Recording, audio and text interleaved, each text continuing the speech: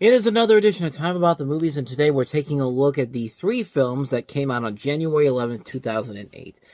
We have a new VeggieTales movie, we have a new film from Uwe Boll, and we have Ice Cube and a new comedy. And I want to clarify something I said on the last episode. I said that Ice Cube and Mike Epps were in this movie, and no. I was mistaken completely, and this is why I need to do my research before I start opening my effing mouth. This is a movie that pairs Ice Cube with Tracy Morgan, and Ice Cube and Mike Epps would eventually reteam again on a movie called Jakey Promoters, which we'll get to in 2009. But in the meantime, let's take a look at Ice Cube and Tracy Morgan teaming up in the comedy First Sunday.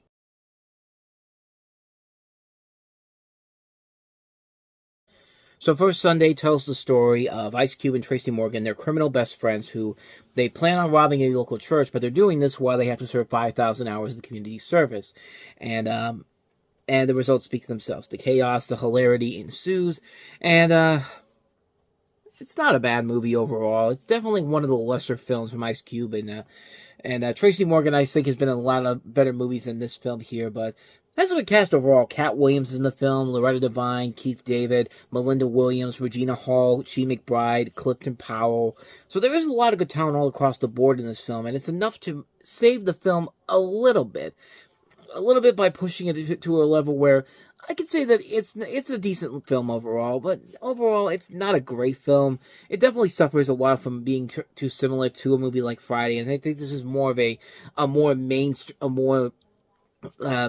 more wise mainstream Friday movie, because Friday was specifically tailored for, the R-rated audience. I mean, the first film is an R-rated film. The sequels are also R-rated as well. This one is PG-13, so you can tell there's not going to be as more risque humor than what you would see in a traditional PG-13 movie. It's that type of a film.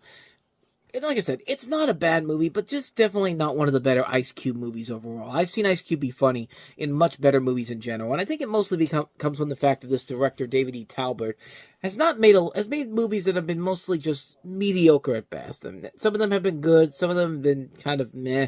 Like Baggage Claim, I thought was kind of okay. So did I think of Almost Christmas, but other than that, though, he hasn't really directed anything too significant or too spectacular. But for what this is, it's fine for what it is. It's nothing too spectacular, nothing too amazing. And if you're looking for an alternative to something like The Bucket List, which was the #1 movie that came out this weekend, I guess this is fine overall, but just don't go into it expecting a masterpiece in any way, shape, or form, or even something on the level of something like the first Friday movie. It's more, I would say it's probably more on the same level as the Friday sequels in general, but as it is, it's fine. Nothing too significant, nothing too amazing. Let it pass. With that said, let's go ahead and move on to the next one we have here, and that is The Pirates Who Don't Do Anything, the second VeggieTales movie.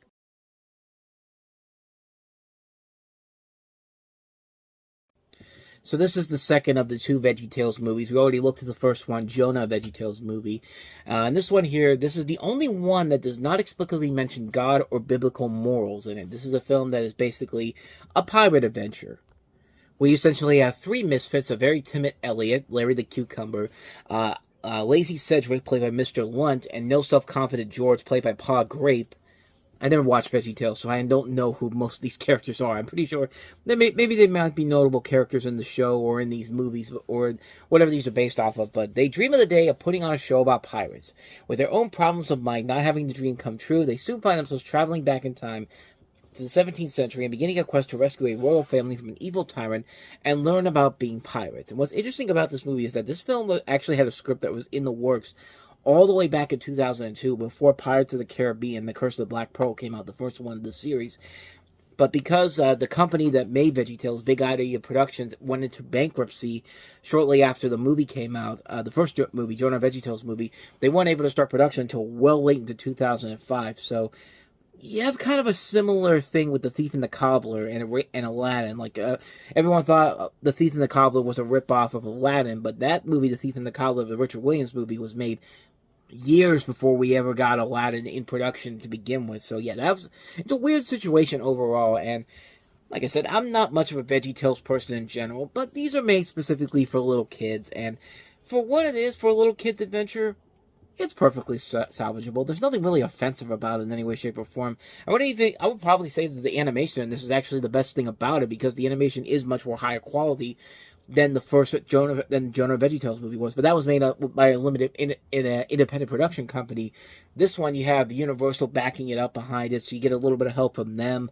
And I don't know, like, to me, like I said, I've never seen VeggieTales in full, so I don't really get the gist of, the whole story of it or these characters in general. So I'm just going off of these movies as they are, and yeah, for what the movie is, it's fine for what it is. It's nothing too amazing, nothing too grand, but for kids, little kids, they'll definitely get a kick out of it overall. So watch it on that level, you can have a good time with it. It's nothing really that bad overall. It's a very harmless kids film that won't make your kids any dumber, but it will actually motivate them a little bit. Actually give them a little bit of a lesson that they don't even know that they really need it. So that's The Pirates Who Don't Do Anything, a VeggieTales movie. Let's go ahead and move on to the last film we have here, and that's Uwe Boll's latest film, In the Name of the King, a Dungeon Siege Tale.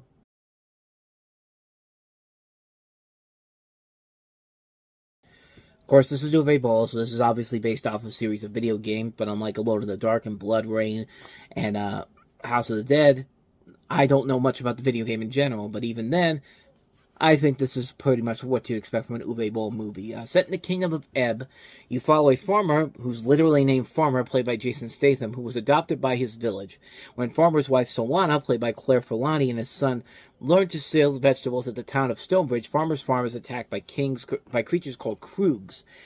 With the help of his friend and neighbor, Nord, played by Ron Perlman, he travels to Stonebridge where his wife and son are. Before he arrives, the Kroogs, controlled by the wizard Galleon, played by Ray Liotta, kill his son and capture his wife.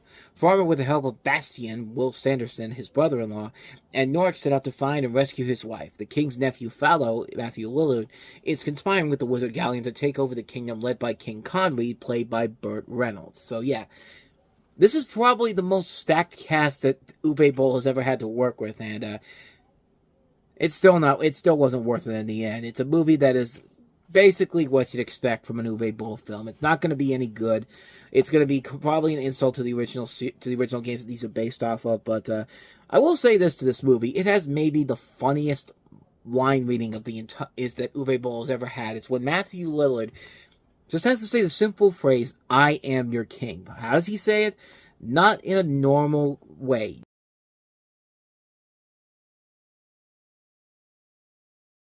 You get the idea. He says this line in the weirdest way possible, but goddamn, it's hilarious every time I hear it.